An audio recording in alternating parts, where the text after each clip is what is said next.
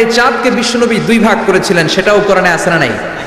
ইকতারাবাতিস সাআতু ওয়ানশাক্কাল কামার ওয়া ইয়ারাউ আয়াতান ইউরিদু ইয়াকুলু সিহরুম মুস্তামির। বিশ্বনবী আঙ্গুলের ইশারায় চাঁদকে দুভাগ করেছিলেন। মক্কার কুরাইশরা এসে বলল, আব্দুল্লাহর বেটা মুহাম্মদ, তুমি যদি আকাশের পূর্ণিমার জলজলে চাঁদকে দুই ভাগ করে দেখাতে পারো তাহলে বিশ্বাস করবো যে তুমি নবী, আর যদি দেখাতে না পারো তাহলে তুমি নবী নও। বিশ্বনবী গ্রিন সিগন্যালের জন্য উপরে তাকালেন, কারণ বিশ্বনবী মন গড়া কিছু বলতেন না, উপর থেকে সিগন্যাল আসলে তারপরেই বলতেন। চিল্লায় বলেন ঠিক কিনা? বিশ্বনবী গ্রিন সিগন্যাল পেলেন, বিশ্বনবী বললেন অবশ্যই আমি দেখাতে পারবো। শাহাদাত আঙ্গুলি বলি আমরা এটাকে, কিন্তু আরবিতে এটাকে বলা হয় সাব্বাবা। এই সাব্বাবা তুলে উনি বিসমিল্লাহ আল্লাহু আকবার এরকম করলেন, পূর্ণিমার চাঁদটাকে ফেটে দুই ভাগ করে দিল কে? একটা চলে গেল জাবালে আবু কুবাইস, সাফা পাহাড়ের উপরে যে অংশটা, জাবালে আবু কুবাইস আউয়ালু জাবাল ফিল আলাম, পৃথিবীর প্রথম পাহাড়। এই পাহাড় থেকেই অন্যান্য মাউন্টেন রেঞ্জ, এই যে আলাস্কা পর্বতমালা, তারপর মাউন্ট এভারেস্ট, আল্পস পর্বতমালা, তারপর তুরের সাইনা, এই যে সিলসিলাতুল জিবাল, এই সব পাহাড়ি রেঞ্জগুলো এই আবু কুবাইস থেকে গোটা বিশ্বে ছড়িয়ে দিয়েছে কে? চাঁদের এক খণ্ড চলে গেল আবু কুবাইসে, আরেক খণ্ড চলে গেল জাবাল কায়কানের ভেতরে। মক্কার লোকেরা দেখে তো অবাক, কি আজীব তামাশা, চাঁদকে দুই ভাগ করে ফেললো, আবার এই চাঁদকে মিলিয়ে দিল। বিশ্বনবীর এই চমৎকার মুজিজা দেখে হাজার হাজার মক্কার লোকেরা কালিমা পড়ে মুসলমান হয়ে গেল। এই চাঁদের মধ্যে প্রথমে নেমেছিল নীল আর্মস্ট্রং। কি নাম? মহাকাশে যাওয়ার আগে তার আগে কুকুর পাঠিয়েছিল একটা, নাম হচ্ছে কি? লাইকা। লাইকা নামে একটা কুকুর পাঠিয়েছে, যে মরলে আগে কুত্তায় মরুক, আমরা বেঁচে থাকি, ঠিক কিনা? নাসার বিজ্ঞানীরা আগে কুকুর পাঠিয়েছে, পাঠানোর পরে দেখেন আসে বেঁচে থাকে না। কারণ আপনি মাধ্যাকর্ষণ শক্তির বাইরে গেলেই ওখানে কোনো বাতাস নাই, ওখানে কোনো আওয়াজ নাই, ওখানে কোনো অক্সিজেন নাই, বাঁচার পরিবেশও নাই। চিল্লায় বলেন ঠিক কিনা? তারপর গেল ভ্যালেন্টিনা তেরেস্কোভা, প্রথম নভোচারী। এদের সাহসের এই ধারাবাহিকতায় 1969-এ অ্যাপোলো 11 নামে একটা স্পেস শাটল দিয়ে নাসার সেই স্টেশন থেকে নীল আর্মস্ট্রং, এডউইন অলড্রিন আর মাইকেল কলিন্স তিন বন্ধু মিলে একটা স্পেস শাটল দিয়ে চলে গেল চাঁদে।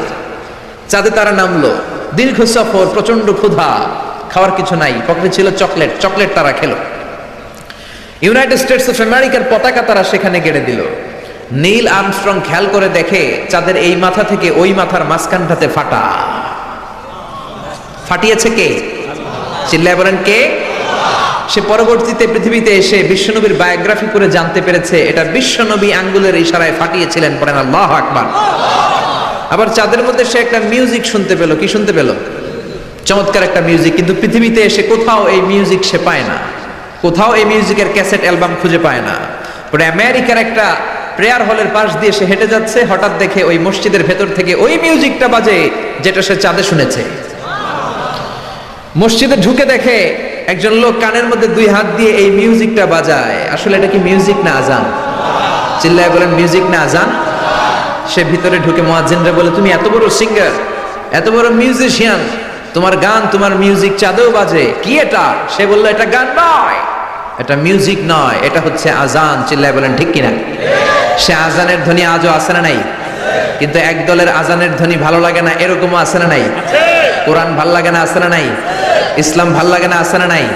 বিশ্বনবীকে গালি দেয়, এরকম আছে না নাই? বিশ্বনবী গোটা বিশ্বকে শিখিয়েছে সভ্যতা, সংস্কৃতি, সিভিলাইজেশন। এই মহান মানুষটিকে যারা গালি দেয় এরা মানুষ নয়, এরা পশু, এরা পিতৃ পরিচয়হীন জারদ সন্তান। চিল্লায় বলেন ঠিক কিনা? আপনি ব্রিটিশ মিউজিয়ামে যদি ঢুকেন দেখবেন সাদা পাথরের ফলকে লেখা, as a father, as a teacher, as a lawgiver, as a lawmaker, as a reformer of the society, মুহাম্মদ is the superman of the world. চিল্লায় বলেন আল্লাহু আকবার। স্বামী হিসেবে, পিতা হিসেবে, নেতা হিসেবে, সমাজ সংস্কারক হিসেবে মুহাম্মদ হচ্ছে এই পৃথিবীর একজন সুপারম্যান। এজন্য বিশ্বনবীকে যারা গালি দেয় এরা মানুষের কাতারে পড়তে পারে না। চিল্লায় বলেন ঠিক কিনা? আল্লাহ এদেরকে হেদায়েত দান করুক, আমরা পড়ি আমিন। আর জোরে পড়েন আমিন। আমি সূরাতুল বাকারার 186 নম্বর আয়াত তেলাওয়াত করেছি। আল্লাহ সেখানে বলছেন, ওয়া ইযা সাআলাকা ইবাদি আন্নী ফাইন্নী কারীব। ও নবী, আমার বান্দারা যখন আমার ব্যাপারে জিজ্ঞেস করে যে আমি কোথায়, আপনি বলে দেন ফাইন্নী কারীব, নিশ্চয়ই আমি কাছে। আল্লাহ কি কাছে না দূরে? আল্লাহ যদি তৌফিক এনায়েত করেন শেষ পর্যন্ত এই আয়াতের আলোকে আপনাদের সাথে কি করে আল্লাহকে ডাকতে হয়, কেমন করে প্রার্থনা করতে হয়, কেমন করে মুনাজাত করতে হয়, সে বিষয়ে কিছু কথা শেয়ার করব ইনশাআল্লাহ। সবাই পড়েন ইনশাআল্লাহ। ওয়া ইযা সাআলাকা ইবাদি, যখন বান্দারা জিজ্ঞেস করে আপনাকে আমার ব্যাপারে, আন্নি ফাইন্নী করিব, আপনি বলে দেন নিশ্চয়ই আমি কাছে। বুঝা গেল আল্লাহ আমাদের কাছে। চিৎকার করে বলেন আল্লাহ কাছে না দূরে? কাছে না দূরে? ওয়া নাহনু আকরাবু ইলাইহি মিন হাবলিল ওয়ারিদ, আল্লাহ বলছেন হাবলুল ওয়ারিদ, তোমার ঘাড়ের যে রগ আছে এই রগের চেয়েও বেশি কাছে। তুমি তোমার যত কাছে তোমার রব তার চাইতেও তোমার বেশি কাছে, ঠিক কি না? এখন এই যে হুজুর আমার কাছে, হুজুরকে দেখা যায় কি যায় না? উনি আমার কাছে, দেখা যায় কি যায় না?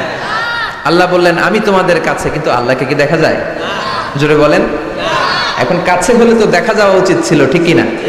কিন্তু আল্লাহকে দেখা যায় না। দেখা যায়? কেউ দেখেছেন? পিছনের কেউ দেখেছেন? কেউ আমরা দেখি নাই। লা তুদরিকুহুল আবসার ওয়া হুয়া ইউদরিকুল আবসার ওয়া হুয়াল লাতীফুল খাবীর। তাকে দেখা যায় না, তাকে ধরা যায় না, তাকে ছোঁয়া যায় না, তাকে না দেখে বিশ্বাস করে নিতে হয়। চিল্লায় বলেন ঠিক কি না? কেমন করে আপনি তাকে দেখবেন? আপনি তো নিজেকেই দেখেন নাই। আপনি কি আপনার নিজেকে দেখেছেন? আচ্ছা বলেন তো, আপনি কি আপনার চোখ দেখেন আয়নার সাহায্য ছাড়া? এই যে আমি এখন বসে আছি, আমি কি আমার চোখ দেখতে পাই আয়না ছাড়া? আপনারা আমার চোখ দেখতে পান, আমি আপনার চোখ দেখতে পাই, কিন্তু আমরা কি আমাদের চোখ দেখতে পাই? আমরা কি আমাদের পিঠ দেখতে পাই? আয়নার সাহায্য ছাড়া কি পিঠ দেখেছেন? আয়নার সাহায্য নিয়েও তো পিঠ দেখা অনেক কঠিন, ঠিক কিনা? তো আপনি নিজেকেই দেখেন নাই ঠিক মতো, আর নিজের স্রষ্টাকে দুনিয়াতে বসেই দেখতে চান, এটা অসম্ভব। পৃথিবীতে বসে আল্লাহকে দেখা যায় না। আল্লাহকে দেখতে হলে জান্নাতে যাওয়ার দরকার আছে না নাই? এজন্য রব্বুল আলামিন বলেন গোলাম আমারে দেখা যায় না, আমারে না দেখে বিশ্বাস করতে হয়, কিন্তু দেখা না গেলেও আমি কাছে না দূরে। কাছে না দূরে? নবীদের মধ্যে সবচাইতে জবরদস্ত পয়গম্বর ছিলেন মুসা আলাইহিস সালাম। বড় মেজাজওয়ালা নবী, রেগে যেতেন খুব বেশি। থাপ্পড় মেরে একবার ফেরাউনের বাবুর্চিকে মেরে ফেলেছিলেন। অনেক শক্তি আল্লাহ তাআলা তাকে গায়ে দিয়েছিল। তিনি একবার আল্লাহকে আবদার করে বসলেন, রব্বি আরিনি আনজুর ইলাইক। আল্লাহ আপনি বলেছেন আপনারা দেখা যায় না, কিন্তু আমি দেখতে চাই। আমি কি করতে চাই? জোরে বলেন। আল্লাহ বললেন লান তারানি, never you can see me, never you can see me, তুমি আমাকে দেখতে পাবে না, কারণ আমাকে দেখা যায় না। সাইয়েদনা মুসা বললেন আমি দেখতে চাই, আল্লাহ বললেন দেখা যায় না। মুসা বলে দেখতে চাই, আল্লাহ বললেন দেখা যায় না। মুসা আলাইহিস সালাম বললেন, কথা বলেন না কেন? আল্লাহ বললেন, মুসা বললেন, আল্লাহ বললেন। মুসা বলে দেখতে চাই, আল্লাহ বলে দেখা যায় না। কিন্তু সাইয়েদনা মুসা আলাইহিস সালাম ছেড়ে দেবার পাত্র নয়, হেরে যাবার পাত্র নয়, পিছু হটার পাত্র নয়। মনে যেটা উঠেছে আদায় করার পাত্র হলো মুসা, ঠিক কি না? উনি বললেন রব্বি আরিনি আনজুর ইলাইক, আল্লাহ আপনি আমারে দেখা দেন, আমি দেখতে চাই। আল্লাহ বললেন লান তারানি, never you can see me. ওরে মুসা এই বায়না ধরো না, আমারে তো দেখা যায় না, এই পৃথিবীর চামড়ার চক্ষু দিয়ে আমাকে দেখা যাবে না। মুসা বললেন আমি দেখেই ছাড়ব। আল্লাহও বুঝাতে পারেন না, মুসাও ছাড়েন না। অবশেষে নবীর আবদার রব্বুল আলামিন শুনতে রাজি হলেন। আল্লাহ বললেন মুসা আগামীকাল অমুক সময়ে গোসল করে ওযু করে তুর পাহাড়ে চলে আসবা। তুমি যখন দেখতেই চাও আগামীকাল তুর পাহাড়ে চলে এসো। সাইয়েদনা মুসা আলাইহিস সালাম তুর পাহাড়ে চলে এসেছেন, কারণ উনার ফিলিংস আমাদের ফিলিংস একরকম নয়। আমরা কি আল্লাহর কথা শুনি? জোরে বলেন। কিন্তু ওয়া কাল্লামাল্লাহু মুসা তাকলিমা, উনি আল্লাহর কথা শুনতেন।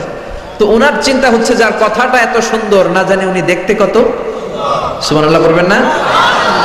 আল্লাহ বললেন মুসা আগামীকাল আসো, তুর পাহাড়ে আসো। সাইয়েদনা মুসা আলাইহিস সালাম তুর পাহাড়ের উপর চলে গেলেন। আল্লাহ বললেন মুসা এটা যেন তেন কোনো খেলা না। আবার তোমারে জিজ্ঞেস করতে চাই, আসলেই তুমি দেখতে চাও কিনা? মুসা আলাইহিস সালামের এক কথা এক দাবি, দেখতে চাই। এক কথা এক দাবি, সেটা কি? আমি দেখতে চাই খোদা, আমি দেখতে চাই আপনাকে। আল্লাহ বললেন মুসা এটা সাধারণ খেলা নয়, এটা বিপিএল এর খেলা নয়, এটা আইসিসি নয়, এটা ফিফার খেলা নয়, এটা মুসার সাথে বিশ্ব গভর্নমেন্টের খেলা, ঠিক কিনা? এটা সাধারণ খেলা না, it's a very dangerous game.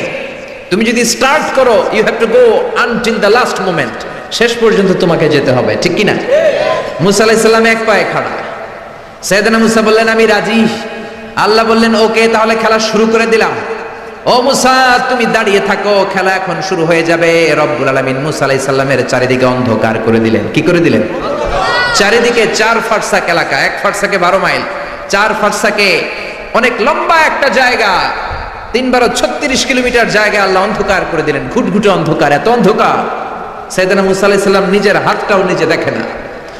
এবার মনের মধ্যে একটু ভয় চলে আসছে, কোন আওয়াজ নাই, অন্ধকার। এবার মনের মধ্যে ভয় এসেছে, কিন্তু আল্লাহকে দেখতে চায়। ওই নেশায় এখন অন্তরের মধ্যে কিছু সাহস আছে না নাই? সাহস নিয়ে দাঁড়িয়ে আছে। এবার আল্লাহ চারিদিকে আলোকিত করে দিলেন।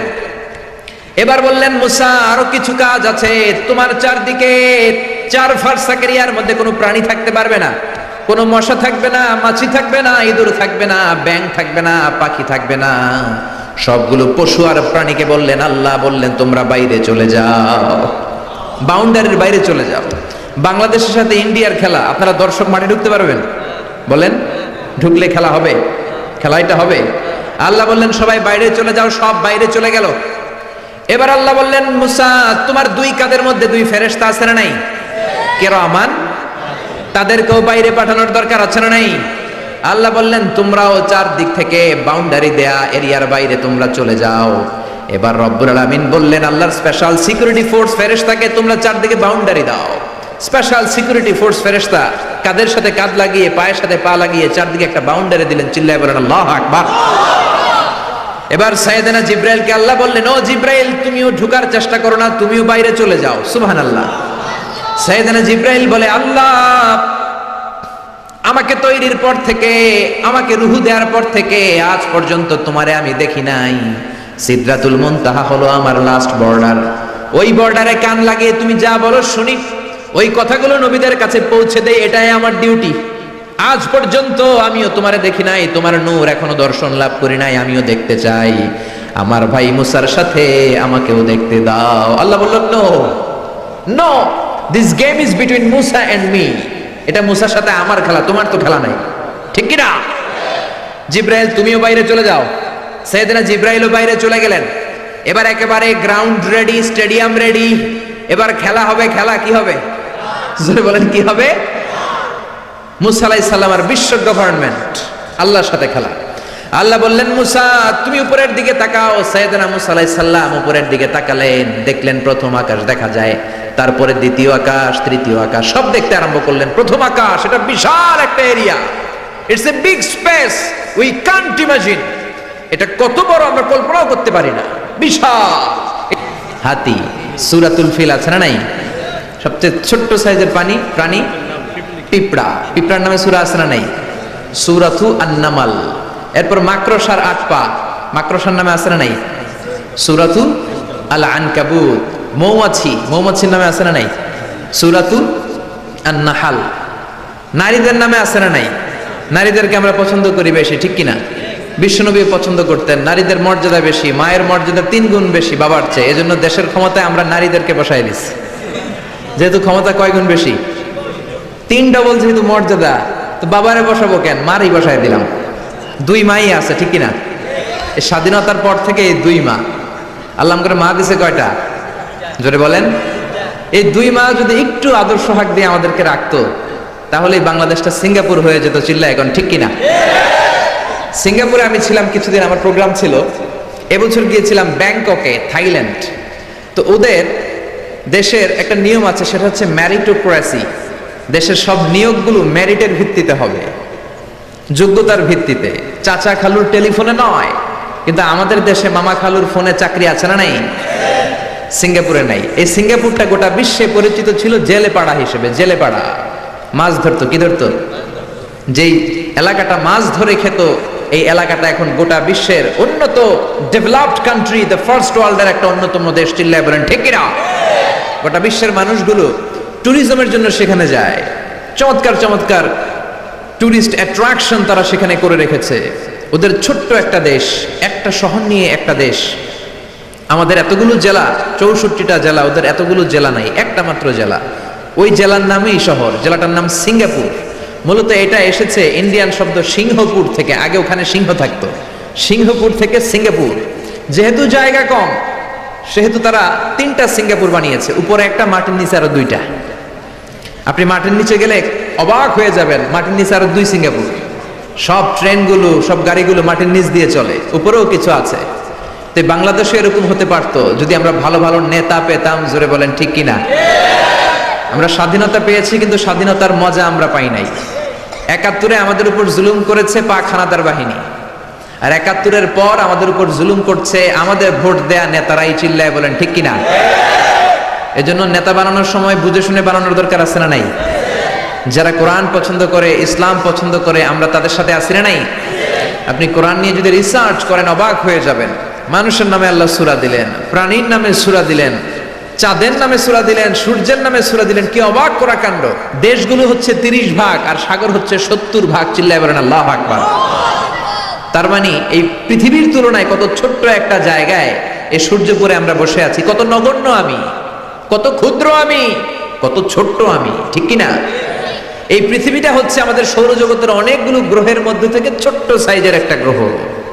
এই যে সূর্যের আলো আমরা প্রতিদিন পাই, যেটার আলো প্রায় 8 মিনিট 20 সেকেন্ড ব্যয় করে আমাদের দিকে আসে, সেকেন্ডে 1,86,000 মাইল বেগে। এই সূর্যটা এত বিশাল পৃথিবীর চাইতে 13 লক্ষ গুণ বড়। আর আসতে বলেন সুবহানাল্লাহ। সূর্যই কি পৃথিবীর সবচাইতে বড় সাইজের তারা? নো, সূর্যের চেয়ে অনেক বড় তারা আছে। ব্যাটেলজিউস নামে একটা তারা আছে, যেই তারাটা, যে সূর্য পৃথিবীর চেয়ে 13 লক্ষ গুণ বড়, ওই ব্যাটেলজিউস তারা সূর্যের চেয়ে 33 কোটি গুণ বড়। তার মানে এই না ব্যাটেলজিউসই পৃথিবীর সবচেয়ে বড় তারা। সূর্যের পরে পৃথিবীর সবচেয়ে কাছের তারার নাম হচ্ছে প্রক্সিমা সেন্টরাই, তারপরে আলফা সেন্টরাই এ, আলফা সেন্টরাই বি, এটা ক্যারিনা, ব্যাটেলজিউস, এরকম করতে করতে এক একটা তারা বিশাল বড়। এই সবগুলো তারা মিলে আমাদের গ্যালাক্সি। আমাদের গ্যালাক্সিতে অনেকগুলো তারা। আমাদের গ্যালাক্সির নাম হচ্ছে মিল্কি ওয়ে। এর মানে এই নয় মহাবিশ্বে মাত্র একটা গ্যালাক্সি। বিজ্ঞানীদের ধারণা প্রথম আকাশের নিচে প্রায় 400 বিলিয়ন গ্যালাক্সি রয়েছে। চিল্লায় পড়েন আল্লাহু আকবার। এরকম হাজারো গ্যালাক্সি নিয়ে আমাদের ইউনিভার্স, এরকম হাজারো ইউনিভার্স গোটা বিশ্বে আছে না নাই? এই সবগুলোকে প্রথম আসমানের নিচে রেখে আসমানটাকে সুশোভিত করেছে কে? সাইয়েদনা মুসা আলাইহিস সালাম প্রথম আসমানের দিকে তাকালেন, ওনার চোখের পাওয়ার বাড়িয়ে দিল কে?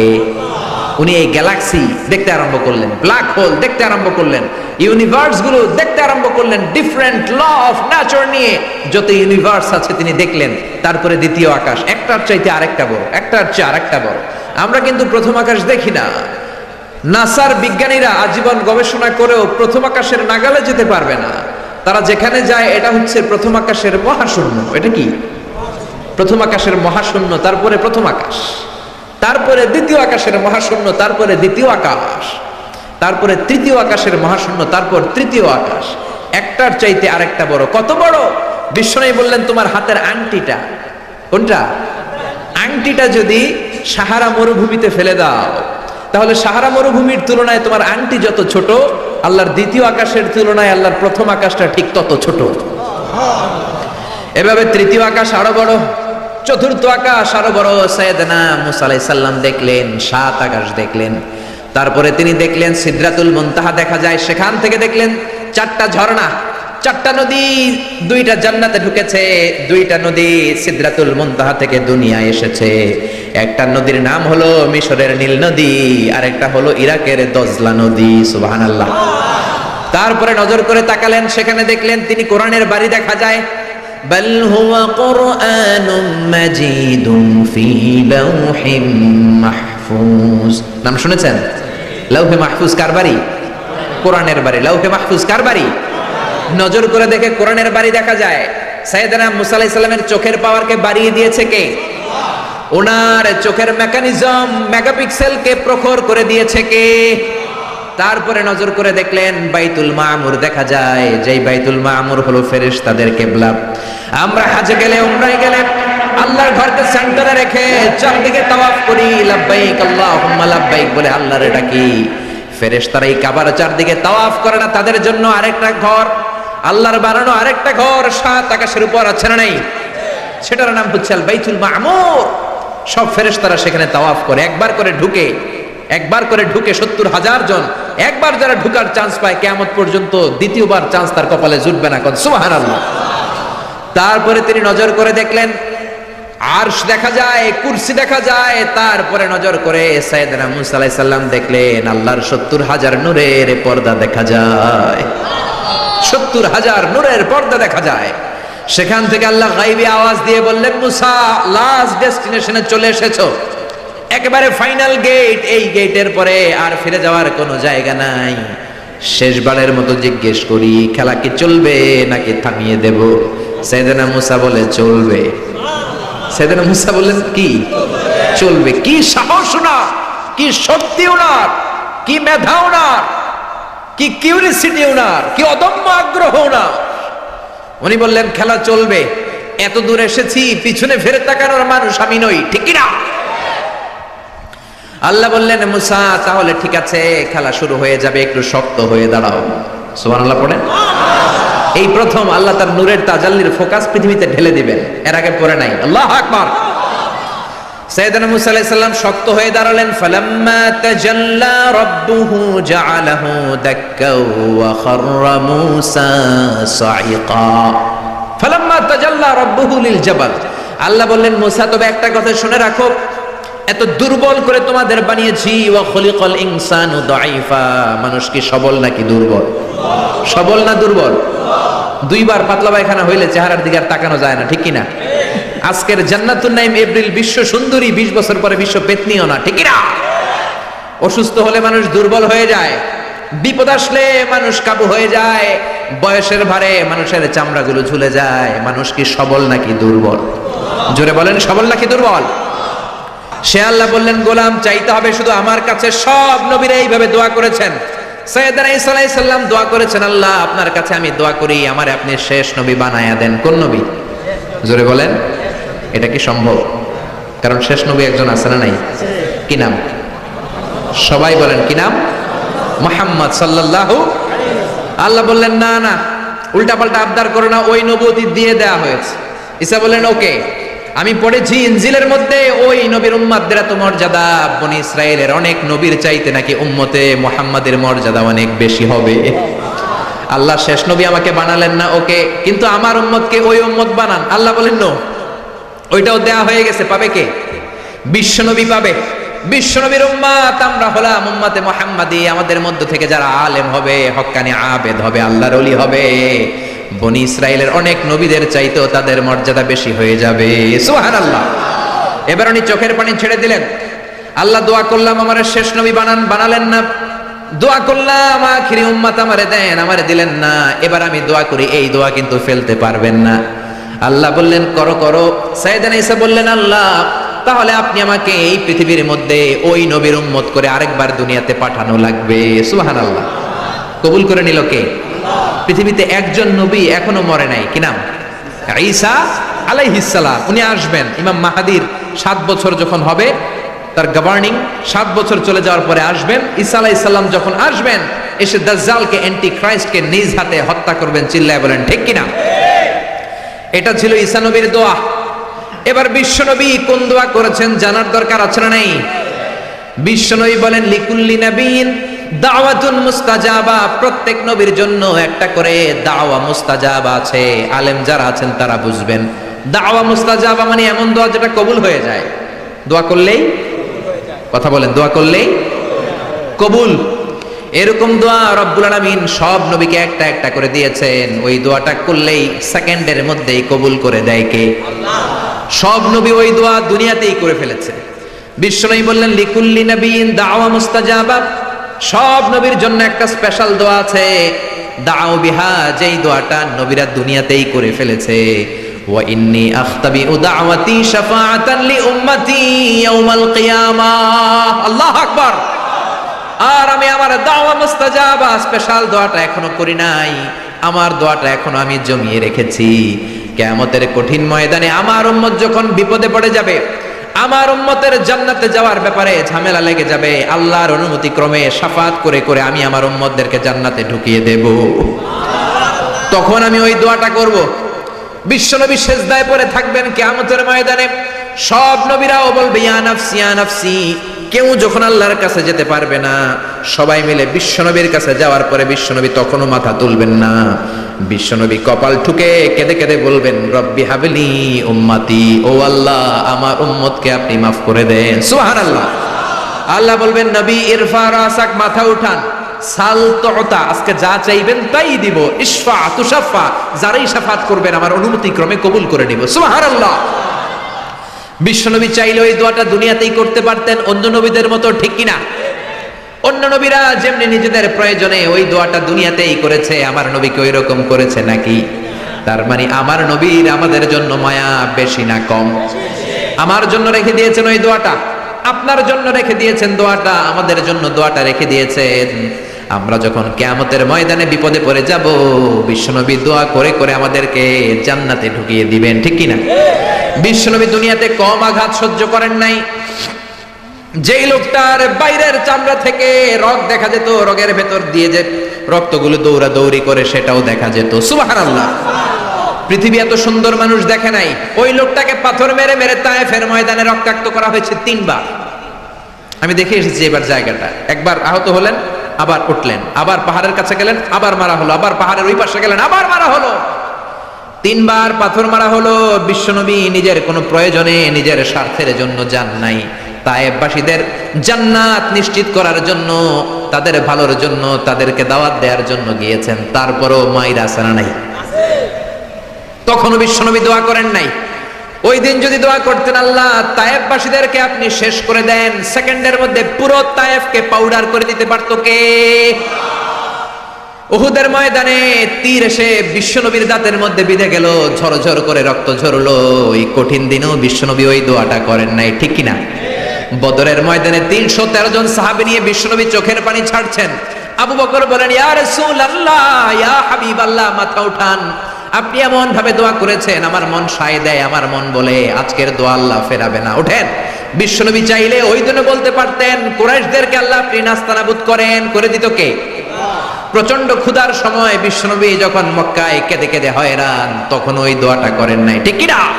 3 বছর আত্মীয় স্বজন সহ শিয়াবে আবু তালেবে জেল খেটেছেন। কয় বছর? জোরে বলেন।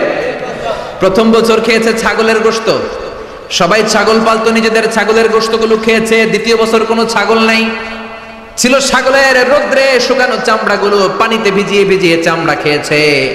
তৃতীয় বছর ছাগলের চামড়াও নাই, কি নাই?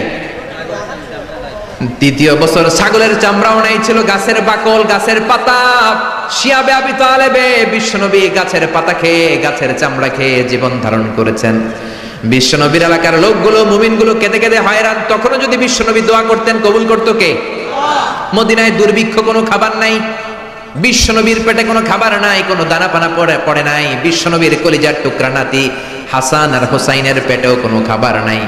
বিশ্বনবীর কলিজার টুকরা ফাতেমার পেটে কোনো খাবার নাই। চাইলে বিশ্বনবী তখন দোয়াটা করতে পারতেন না? বিশ্বনবী মসজিদে নববীতে জোহরের নামাজ পড়ে হাসান হুসাইনকে দেখতে গেলেন, যে দেখে ফাতেমা রান্না করে। আসলে কি রান্না করে? চুলার মধ্যে পাতিল দিয়ে পানি গরম করে, আর হাসান হুসাইনকে বুঝ দেয়, ঠিক কিনা? বিশ্বনবীর পায়ের আওয়াজ শুনে ঘুমন্ত হাসান আর হুসাইন জেগে গেল। দৌড়ে এসে নানাজিকে ঝাপটে ধরে ডেকে বলে, নানাজি গতকাল কেন দেখতে আসলেন না? আজকে দুপুর হয়ে গেল, বিকেল হয়ে যাচ্ছে, এখন বুঝি আপনি দেখতে আসার সময় হলো? বিশ্বনবী বললেন, হাসান হুসাইন এই তো এইমাত্র জোহরের নামাজ পড়ে আসলাম, তোমাদের খোঁজ খবর নিতে এসেছি। হাসান আর হুসাইন বলল, কি খোঁজ খবর নিবেন? খোঁজ খবর নেওয়ার আগে একটা বিচার করে দেন। বিচার? আপনি তো আহকামুল হাকিমিন, সব চাইতে বড় বিচারকের সব চাইতে বড় নবী, ইনসাফওয়ালা নবী। আপনার কাছে বিচার দিয়ে কেউ কোনোদিন বিচারে ঠকে নাই, ঠিক কিনা? আপনি একটা বিচার করেন। বিশ্বনবী বললেন, কিসের বিচার? হাসান বলে, নানাজি আপনার মেয়ের নামের বিচার, ফাতেমার নামের বিচার। বিশ্বনবী বললেন, ও হাসান, আমার মেয়ে ফাতেমার আবার কি বিচার? কি অপরাধ আমার ফাতেমার? হাসান হুসাইন চোখের পানি ছেড়ে দিয়ে ডেকে বলে, নানাজি আপনার মেয়ে আমাদেরকে খাবার দেয় না কেন? খাবার দেয় না কেন? বিচার দিলাম, গতকাল সারাদিন বলেছে রাত্রিবেলা খাবার দিবে, রাতে খাবার দেয় নাই। আমাদেরকে বলেছে তোমরা ঘুমিয়ে যাও, আমি রান্না করি, সকালে দিব। ঘুমায় গেলাম, সকালবেলায় খাবার চাইলাম, আপনার মেয়ে ফাতেমা তখন আমাদেরকে খাবার দেয় না। দাদা, আমরা ছোট্ট 2টা মানুষ ক্ষুধার জ্বালায় বেহুশ হয়ে যায়, আর সহ্য করতে পারি না, আপনার মেয়ে খাবার দেয় না। দুপুর হয়ে গেল, দুইজনে কান্নাকাটি করে আপনার মেয়ে এখন পর্যন্ত আমাদেরকে খাবার দেয় নাই। আমরা দুজন তো আর সহ্য করতে পারি না, কেন আপনার মেয়ে আমাদের সাথে এমন করে? আপনার কাছে বিচার দিলাম, আপনি বিচার করেন। বিশ্বনবী আর কি বিচার করবেন? ধা ধা করে বিশ্বনবী চোখের পানিগুলো ছাড়েন, হুসাইনকে জড়িয়ে ধরলেন, হাসানকে জড়িয়ে ধরলেন, ডেকে বললেন, হাসান রে কাছে আয়। বিশ্বনবী শাম দেশের জুব্বা পড়তেন, শাম দেশের জুব্বাটা উপরের দিকে উঠালেন, হাসানকে দেখালেন, এই তো দেখ তোর নানার পেটের মধ্যে 3টা পাথর বাঁধা। একদিন না খেয়ে থাকার কারণে তোদের পেটে এত জ্বালা, এত কষ্ট। আমি বিশ্বনবীর পেটে গত 3 দিন যাবত কোনো দানা পানি পড়ে নাই। আমি বিশ্বনবী তো না খেয়ে আছি রে হাসান, আমি তো 3 দিন না খেয়ে আছি, আমার পেটেও তো কিছু নাই। নানাও কাঁদলেন, নাতিও কাঁদলেন, পুরো পৃথিবীও কাঁদলো, ঠিক কিনা? ওই কঠিন ক্ষুধার দিন, ওই কঠিন দুর্ভিক্ষের দিন বিশ্বনবী যদি তার স্পেশাল দোয়াটা করতেন, জান্নাত থেকে জিব্রাইলকে দিয়ে খাবারের বস্তা পাঠিয়ে দিত কে? ওই দিন বিশ্বনবী দোয়াটা করে নাই? আমার জন্য, আপনার জন্য, আমাদের জন্য দোয়াটা এখনো আসরা নাই। হাজার ব্যথা বেদনার পরে ফিরে আসনি তুমি আপন ঘরে, দিনের আলো তুমি ছড়িয়ে দিতে চলে গেলে মদিনায় মক্কা ছেড়ে। হে রাসূল তোমাকে ভুলি আমি কেমন করে, হে রাসূল তোমাকে ভুলি আমি কেমন করে। খেয়ে না খেয়ে দিন প্রচারের কাজে নিজেকে দিয়েছ বিলিয়ে, তাই ফের কাফিরেরা চিনল না সে আলো, দুষ্ট ছেলেদের পিছু দিল লেলিয়ে। পাথরের আঘাতে ক্ষত বিক্ষত হয়ে সারা শরীর থেকে রক্ত ঝরে। হে রাসূল তোমাকে ভুলি আমি কেমন করে, হে রাসূল তোমাকে ভুলি আমি কেমন করে। পড়েন আল্লাহু আকবার। কি দিল দরিয়া নবী ছিল, নিজের বিপদের কথা ভুলে গিয়ে, নাতির বিপদের কথা ভুলে গিয়ে, ফ্যামিলির কথা ভুলে গিয়ে উম্মতের জন্য কেঁদেছে, ঠিক কিনা? গোটা বিশ্বের জন্য শিক্ষা এনেছে, সভ্যতা এনেছে, আমাদেরকে ভদ্রতা শিখিয়েছে। আর ওই নবীরে গালি দেয় এরকম কিছু ব্লগার বাংলার জমিনে আছে না নাই? তারা মানুষ নাকি শয়তান? এগুলো পিতৃ পরিচয়হীন জারদ সন্তান, জোরে বলেন ঠিক কিনা? দুই জায়গায় কেউ যদি আমাদেরকে ইনসাল্ট করে আমরা সহ্য করতে পারি না। এক হচ্ছে কোরআন, কোরআনকে নিয়ে গালি দিলে আমাদের কলিজায় আগুন আসে না নাই? বিশ্বনবীরে গালি দিলে কলিজায় আগুন ধরে যায়, যদি না ধরে যায় তুমি মুমিন নও, তুমি মুনাফিক। চিল্লা এখন ঠিক কিনা? বিশ্বনবীরে গালি দিলে কলিজায় আগুন লাগে, কলিজায় আগুন লাগে মুসলমান। কার কার লাগে? দু হাত উঁচু করে আল্লাহর দেখা। লিল্লাহি তাকবীর, লিল্লাহি তাকবীর, লিল্লাহি তাকবীর। আল্লাহ আমাদের হাতগুলোকে কবুল করে নেক, আমরা পড়ি আমিন। আর জোরে পড়েন আমিন। এজন্য বিশ্বনবীর সুন্নাহ আমাদের আসল সম্বল। বিশ্বনবী যে শিক্ষা আমাদের কাছে রেখে গিয়েছেন সেটাই সম্বল, ঠিক কিনা? বিশ্বনবীর আগের গুনাহ মাফ, পরের গুনাহ মাফ, তারপরেও তিনি আল্লাহর কাছে যখন দোয়া করতেন ছোট্ট বাচ্চার মতো হাউ মাউ করে কেঁদে দোয়া করতেন। আমরা করি? আমাদের কান্না আসেই না।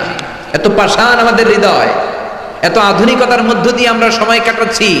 সোশ্যাল মিডিয়ার ভেতরে আমাদের এত সময় দেয়া হয়।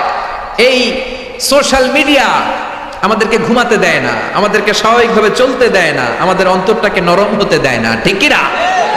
আমাদের কান্না আসে না, আমাদের হৃদয় পাষাণ হয়ে গেছে, আমাদের হৃদয় নরম হয় না। অন্যের দুঃখে আমরা দুঃখ পাই না, অন্যের দুঃখে যারা দুঃখ পায় না তারা মানুষ হতে পারে না, ঠিক কিনা? ছাগলের পেট থেকে বেরোলে ওইটারে আমরা বলি ছাগল, গরুর পেট থেকে বেরোলে আমরা ডাকি গরু, মুরগির পেট থেকে বেরোলেই সেটা মুরগি হয়ে যায়।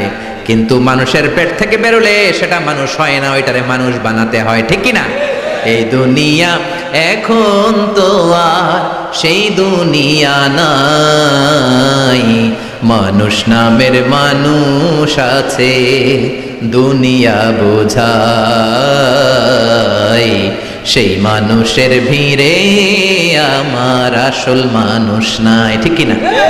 আসল মানুষের বড় অভাব। অন্যের দুঃখে কাঁদবে, অন্যের জ্বালা নিজের অন্তরেও জ্বালার সৃষ্টি করবে, সেই মানুষ আর নাই, ঠিক কিনা? বিশ্বনবীর আগের গুনাহও নাই, পরের গুনাহও নাই, তারপরেও মুনাজাতে হাউমাউ করে কাঁদতেন। তিনি দোয়ায় বলতেন, আল্লাহ ইন্নী আব্দু কবনু আব্দি কবনু আমাতিক নাসিয়াতি বিয়াদিক। ও আল্লাহ, আমি আপনার গোলাম, গোলামের ঘরের গোলাম, বান্দির ঘরের গোলাম।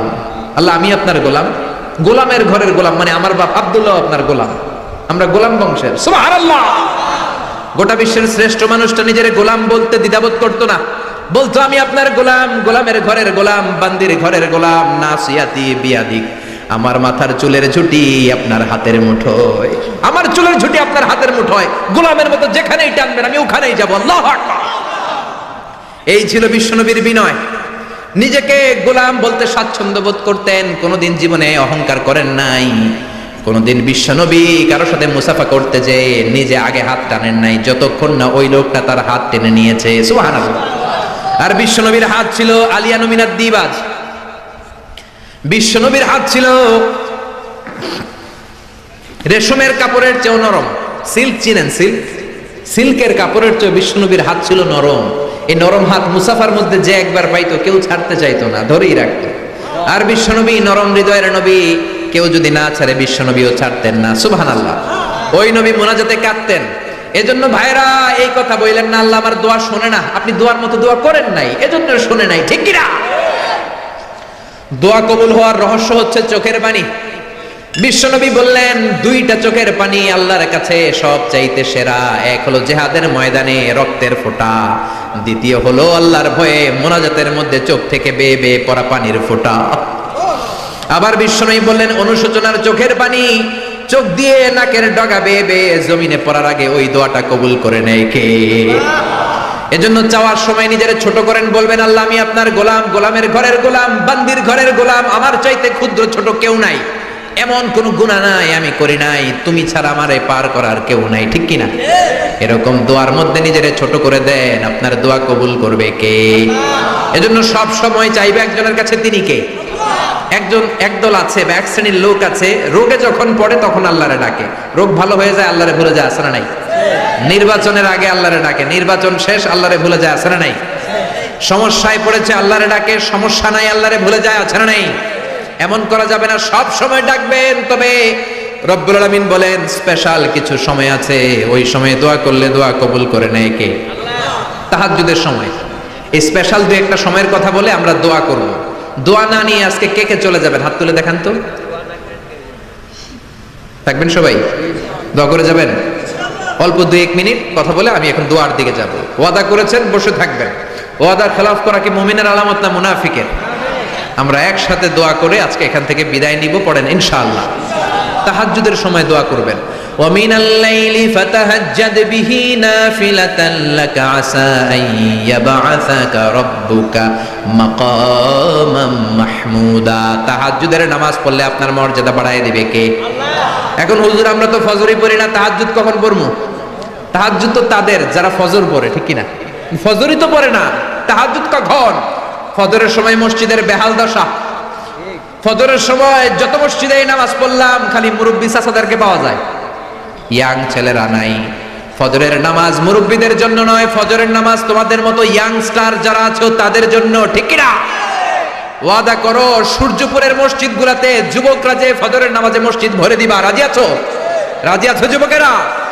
এই যৌবন বয়সের ইবাদত আল্লাহর কাছে সবচাইতে প্রিয়। খেয়াল করে বোঝার চেষ্টা করো। যুবক বয়সে যদি গভর্নমেন্ট সার্ভিস করো, বার্ধক্যে উপনীত হলে পেনশন আছে না নাই?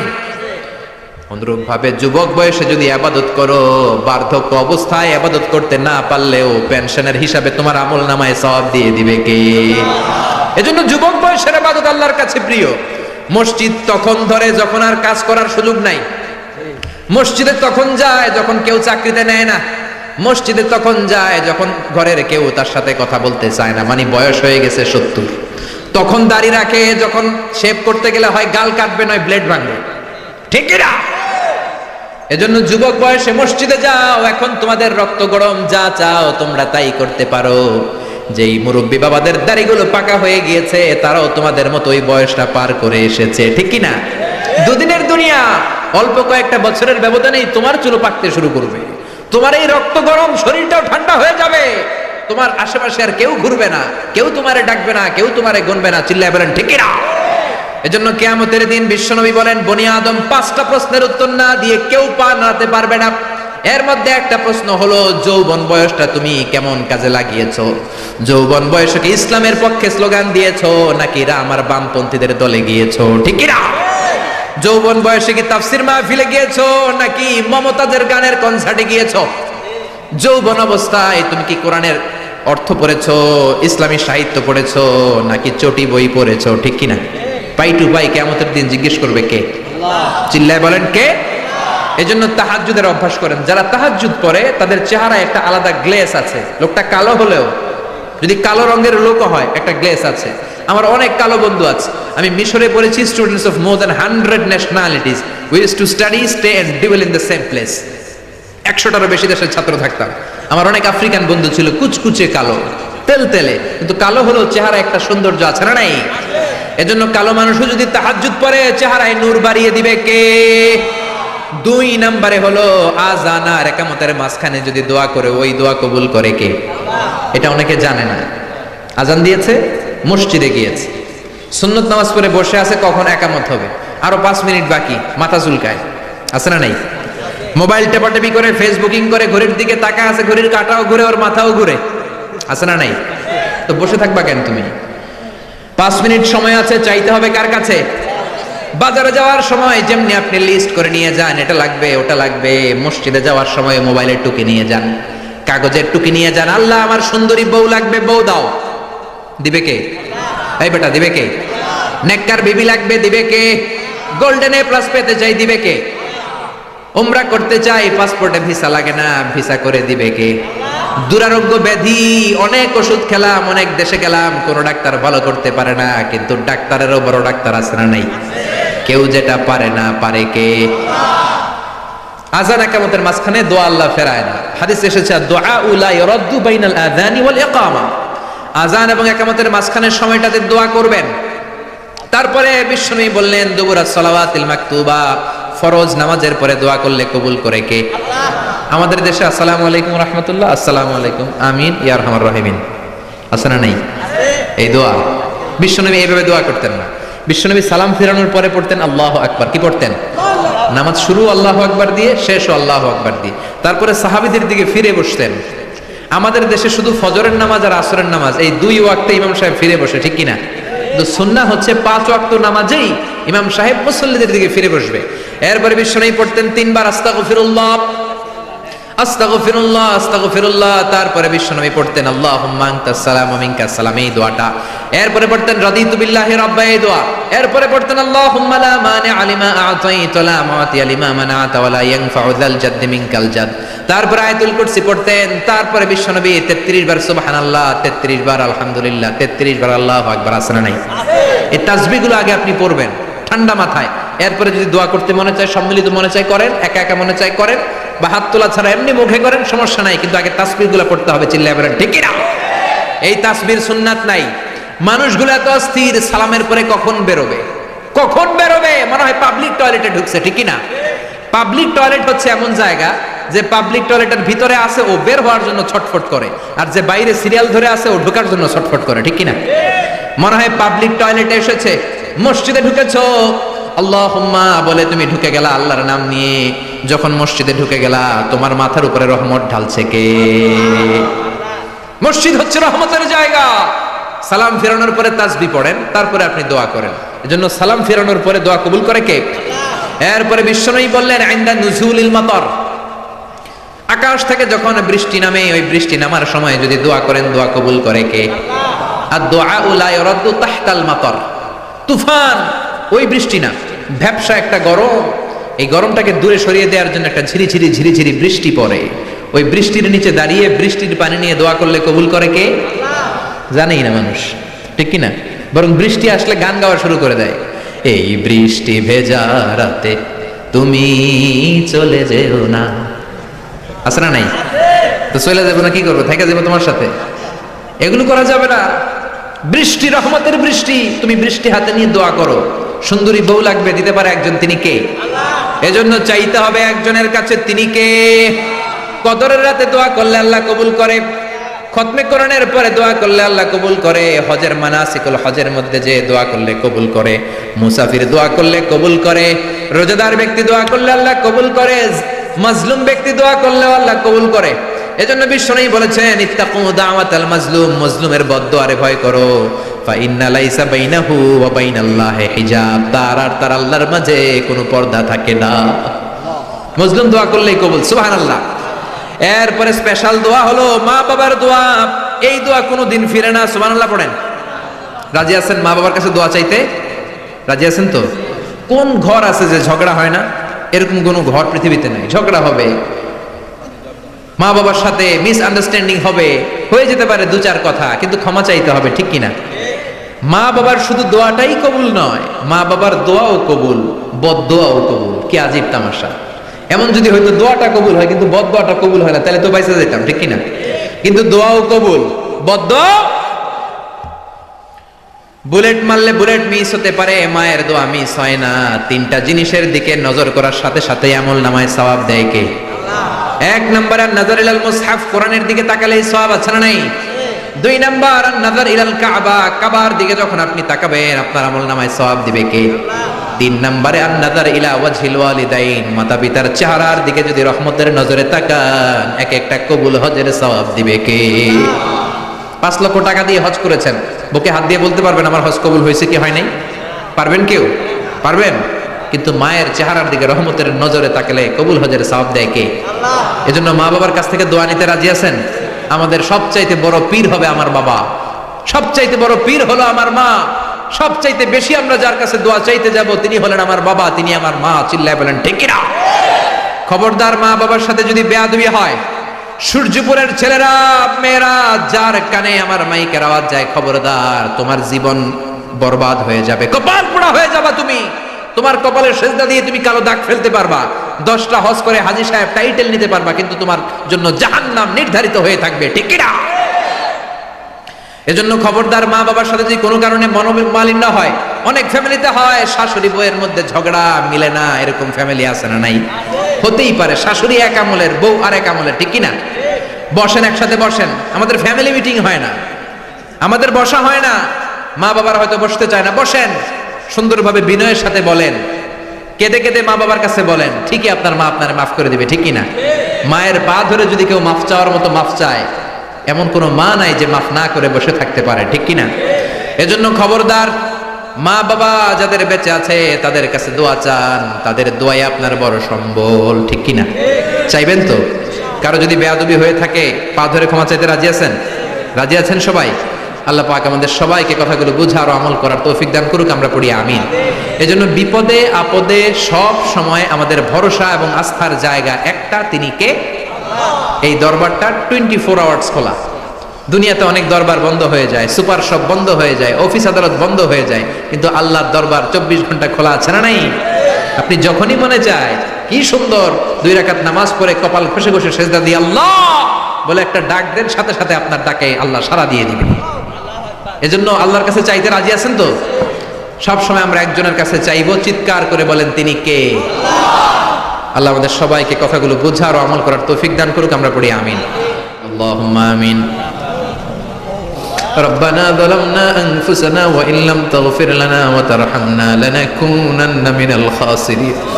وبشال আকাশের মালিক, জমিনের মালিক, পাহাড়ের মালিক, সাগরের মালিক, নবমণ্ডলের মালিক, ভূমণ্ডলের মালিক, তোমার আকাশ বাতাস নবমণ্ডল ভূমণ্ডলের তুলনায় আমাদের হাত দুইটা একেবারে ছোট্ট রে আল্লাহ। ছোট্ট দুটি হাত পেতে ভিক্ষুকের মতো তোমার শাহী দরবারে তোমার পেয়ারা বান্দাদেরকে নিয়ে চেয়ে রইলাম। আমাদের হাত দুইখানা তুমি কবুল আর মঞ্জুর করে নাও। রব্বুল আলামিন, আমাদের গুনার কোনো শেষ নাই, আমরা গুনাহগার, গুনাহ আমাদের বেশুমার, এমন কোন গুনাহ নাই আমরা করি নাই, সগীরা কবিরা, জেনে না জেনে, ইচ্ছায় অনিচ্ছায়, বন্ধুর পাল্লায় পড়ে, শয়তানের ধোকায় পড়ে লক্ষ লক্ষ কোটি কোটি গুনাহ করে ফেলেছি, তুমি ছাড়া ক্ষমা করার আর কেউ নাই। গহীন রজনীতে তাফসীরুল কোরআন মাহফিলের শেষ লগ্নে তোমার দরবারে তোমার কিছু গুনাহগার বান্দা দুহাত তুলেছে রয়েছে। আল্লাহ, আল্লাহ আমাদের হাতগুলোকে তুমি কবুল করে নাও, আমাদের সবাইকে তুমি মাফ করে দাও। মাহফিলে ঢুকার সময় আমাদের গুনার বোঝা ফেরেশতা দিয়ে যেমনি তুমি নামিয়ে নিয়েছো, চলে যাওয়ার সময় ওই গুনার বোঝা তুমি আর কাঁধে তুলে দিও না। রব্বুল আলামিন এমন কোন গুনাহ নাই আমরা করি নাই, সগীরা কবিরা, জেনে না জেনে, ইচ্ছায় অনিচ্ছায়, বন্ধুর পাল্লায় পরে, শয়তানের ধোকায় পরে হাজার হাজার গুনাহ করেছি। আমরা সবাই গুনাহগুলো স্বীকার যাই, আমরা গুনাহগার, তুমি মেহেরবান। আমরা গুনাহগার, তুমি মেহেরবান।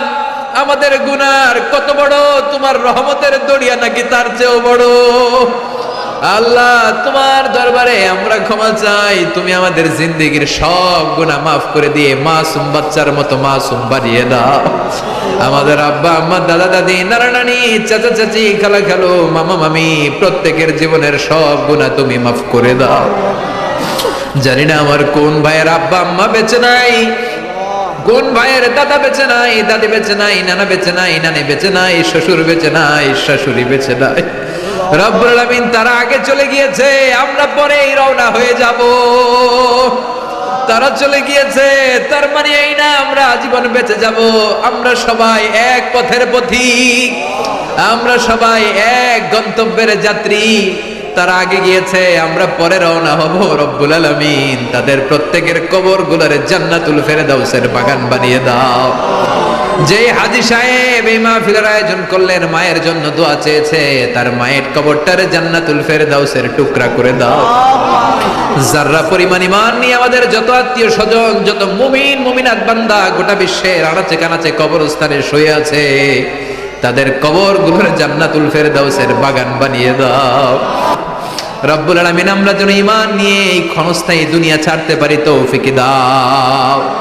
জানি না সেই দিনটি কবে চলে আসবে, কোন দিন সেই সাদা ধবধবে কাফনের কাপড় দিয়ে আমার দেহটারে পেঁচ দেয়া হবে রে মাওলা। জানি না কোন দিন মসজিদের মাইকে মুয়াজ্জিন ঘোষণা দিবে, অমুক এলাকার অমুক ভাই আমাদের মাঝে দুনিয়ায় নাই।